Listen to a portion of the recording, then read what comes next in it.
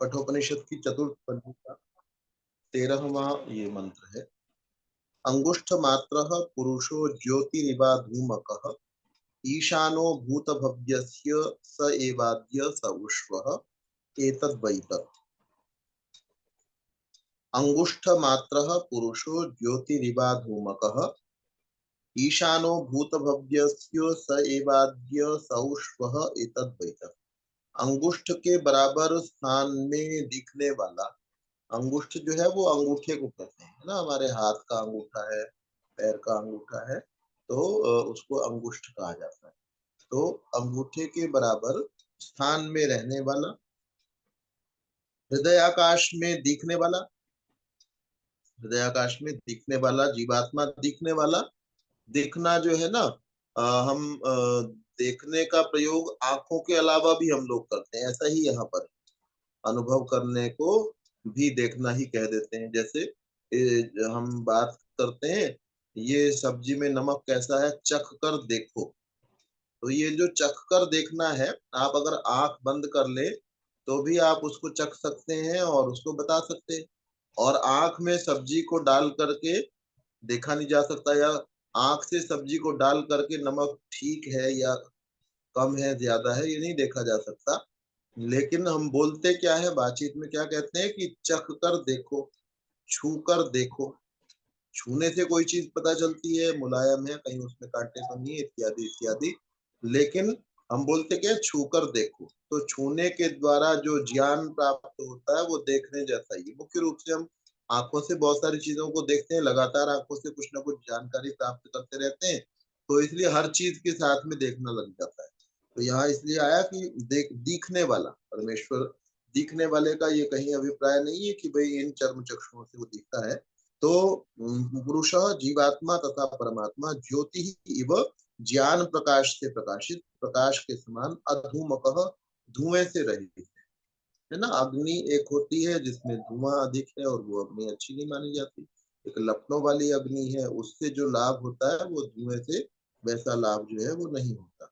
अगर बहुत ज्यादा धुआं हो तो आपका दम भी घुटने लगता है। तो बिना धुएं की अग्नि है। परमेश्वर कैसा है, जैसे स्वच्छ अग्नि जो है वो होती है। तो ज्ञान प्रकाश से प्रकाशित, प्रकाश के समान अधूमक धूम रहित, ईशानः स्वामी सच्चा अधिष्ठाता, भूत भव्यस्य भूत भविष्यत के समस्त पदार्थों का, सह एव अद्य वही आज भी समस्त जगत का स्वामी, स उष्वः वही कल भी होगा, एतद वही तद यही वह ब्रह्म। अंगूठे के बराबर स्थान में दर्शनीय पुरुष जीवात्मा तथा परमात्मा ऐसी ज्योति प्रकाश है जिसको धुआं कभी भी नहीं ढांप सकता, उसमें किसी प्रकार का मल नहीं है। हमारी जो जीवात्मा है इसके ऊपर कोई मल हो सकता है, लेकिन परमात्मा जो है उस पर किसी प्रकार का मल नहीं है। वह अतीत तथा अनागत सभी पदार्थों का स्वामी है। अतीत मतलब जो बीत चुका है, अनागत जो अभी आया नहीं है अर्थात आगे आने वाला है, उन सब पदार्थों का स्वामी है। न तो पहले कोई ऐसी वस्तु हुई है जिसका वह स्वामी न हो, न आगे कोई ऐसी वस्तु होगी जिस पर उसका अधिकार न हो। वही सारी सृष्टि का स्वामी है। बड़े से बड़े राजा महाराजा चक्रवर्ती सम्राट उसके वारंट को नहीं टाल सकते हैं। उसका जो मृत्यु का निश्चय है तो उसको नहीं टाल सकते हैं। घोर से घोर नास्तिक को उसके नियम के आगे सिर झुकाना पड़ता है। वह सब पदार्थों पर शासन करता है। कोई भी ऐसा पदार्थ नहीं कि उसके नियम से नियंत्रित न हो। सूर्य चंद्र तारे उसके नियम का उल्लंघन नहीं कर सकते। वायु अग्नि जल उसके नियम के विरुद्ध नहीं चल सकते। पृथ्वी पर के बड़े बड़े मल्ल पहलवान अपने बाहुबल से उसके वारंट मृत्यु को नहीं रोक सकते। बड़े बड़े अभिमानी अपने कर्मों के भले बुरे फल पाने को विवश हो उसके द्वार पर भटकते हैं। यह वह ब्रह्म पद है जो सारे ब्रह्मांड को चला रहा है। कठोपनिषद की चतुर्थ वल्ली का 14वां मंत्र है। यथोदकम दुर्गे वृष्टम पर्वतेषु विधावती एवं धर्मान पृथक पश्य स्थाने वानुधावती। जैसे जल दुर्गम स्थान में बरसा हुआ पर्वतों में दौड़ता है, तेजी से बहता है।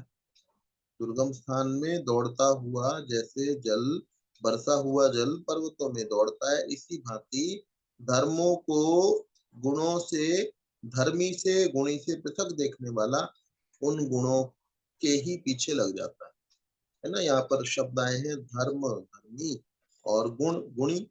गुणी, हमने गुणी शब्द सुना हुआ है। ये व्यक्ति बहुत गुणी है। गुणी का मतलब है गुणों का आश्रय स्थान। कोई व्यक्ति सत्यवादी है तो सत्यवादिता का आश्रय स्थान जो है वो मनुष्य। मान लीजिए हमने ये कहा कि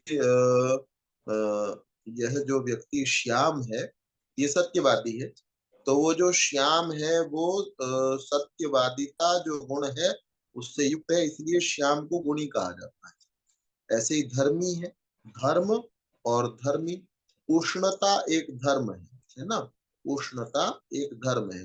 गर्मी जो है एक धर्म है। और उष्णता का धर्मी कौन है? उष्णता एक धर्म है और उसका धर्मी कौन है? जो पदार्थ धर्म है।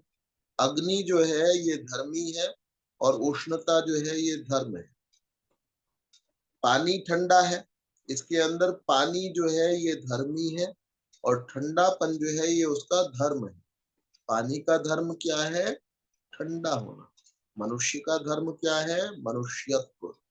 तो हर एक का धर्म है। हर एक जो है उसका जिस गुण से कोई युक्त है वो गुणी कहलाता है। और गुण आपको जानकारी है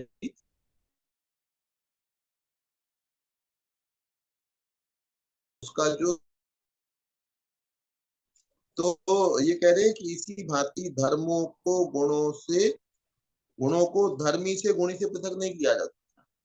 जैसे अग्नि का स्वाभाविक धर्म क्या है? उष्णता है। अग्नि का स्वाभाविक धर्म क्या है? उष्णता है। तो इसलिए कभी भी आग हो और वो गर्म ना हो ये नहीं किया जा सकता। आग धर्मी है और उष्णता जो है वो धर्म है।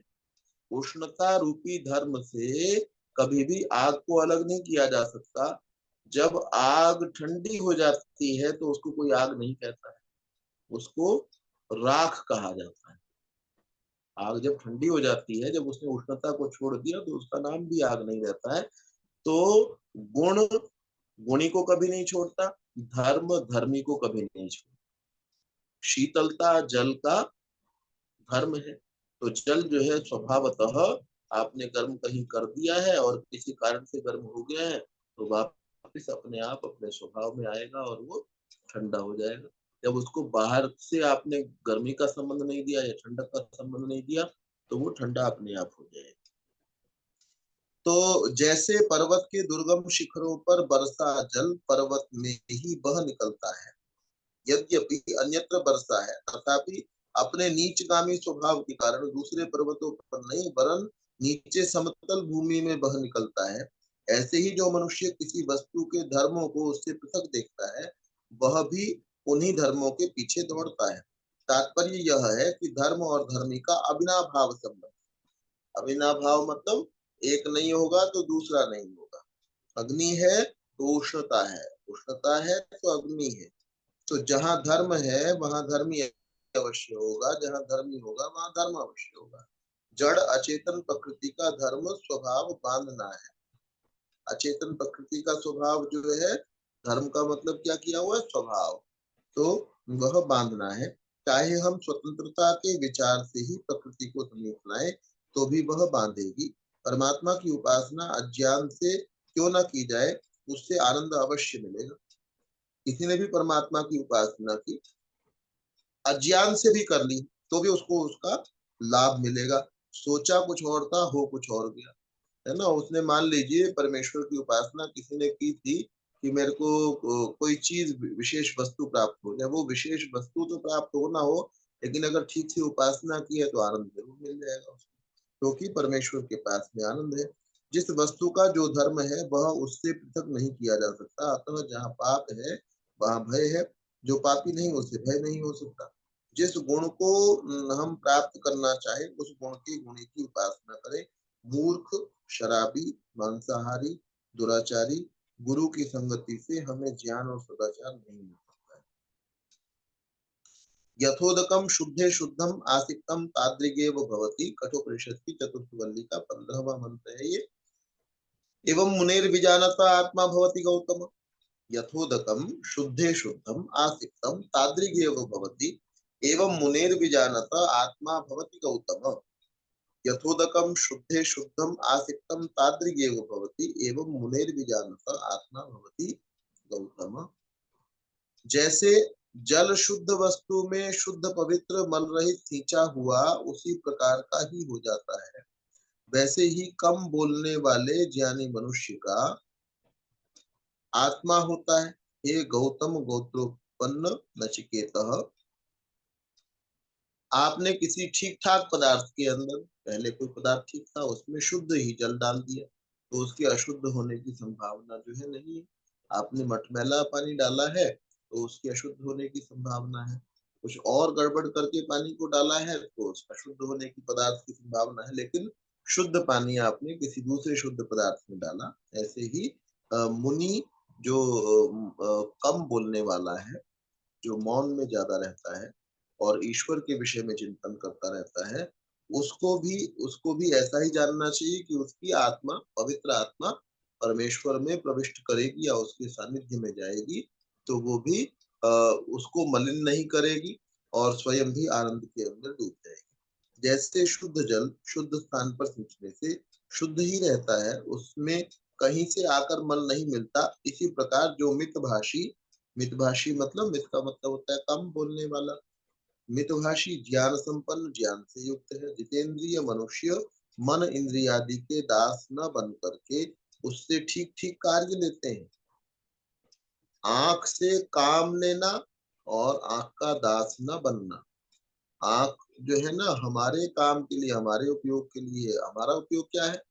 हमारा उपयोग ये है कि आत्मा की उन्नति के लिए है।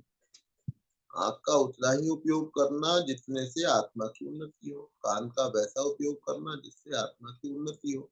और किसी ने कान का उपयोग नहीं किया, उनका मालिक नहीं बिना, आंख ने कोई गलत चीज को देखने को कहा और वो गलत चीज को ही देखता रहा, कान ने कुछ गलत चीज सुनने को कहा और वो गलत चीज ही सुनता रहा, कान मन और वो उसके साथ लगा हुआ। तो जितेंद्रिय मनुष्य मन इंद्रियादि के दास न बनकर उससे ठीक ठीक कार्य लेते हैं। हे नचिकेता, वे पूर्ण योगी शुद्धात्मा है। उनको संकीर्ण हृदयता आदि दोष और अहंकार जिनसे सभी मनुष्य व्याकुल रहते हैं आकर नहीं जताते। ये सब दोष तभी तक होते हैं जब तक मन और इंद्रियों के पीछे लगकर आत्मा बाहर की ओर देखता रहता है और प्राकृतिक विषयों में फंसकर अपने मन में अपने आप को परतंत्र समझता है। आत्मा को कोई क्लेश नहीं हो सकता क्योंकि वह नित्य है और प्रकृति से सूक्ष्म है। नित्य होने से उसे नाश होने का भय नहीं और प्रकृति की अपेक्षा सूक्ष्म होने से प्रकृति का परतंत्रता गुण उसमें संक्रांत नहीं हो सकता। परतंत्रता दुख मन में होता है। अविद्या के कारण आत्मा उसको अपने में मान लेता है। जैसे किसी का कलकत्ता नगर का मकान जल जाए तो सूचना मिलने पर वह अंधकार के कारण कहता है, हाय मेरा सत्यानाश, अपने अहंकार के कारण कहता है, हाय मेरा सत्यानाश हो गया, यद्यपि उसका कुछ भी नहीं बिगड़ा। तो ये ज्ञान होने पर ऐसा होता है।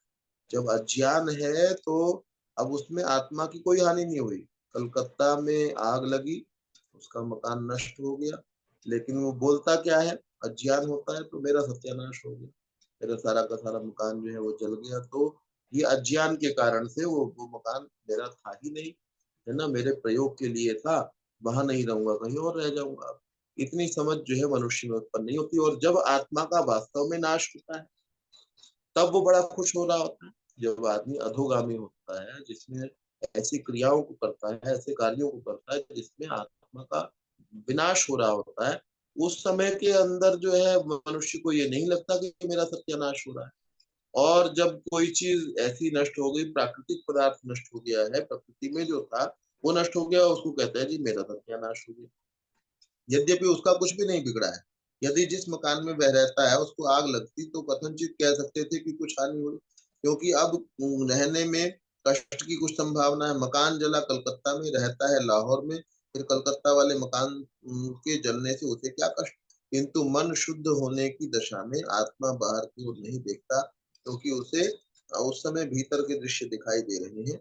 मन के मलिन होने की दशा में अंदर तो कुछ दिखाई नहीं देता, अतः बाहर ही देखता है। इंद्रियों को बाहर की ओर चलाता और दुख पाता है, अतः निष्काम परोपकार के द्वारा मन को शुद्ध करना चाहिए। ये कठोपनिषद की चौथी बल्ली जो है ये समाप्त हो गई है। अगली बल्ली जो है इसको आगे मंगलवार को अगले कर लेंगे। कोई प्रश्न होगा तो अभी लिया जा सकेगा। अभी शांति पाठ कर लेते हैं। ओम द्यौः शान्तिरन्तरिक्षं शान्तिः पृथिवी शान्तिरापः शान्तिरोषधयः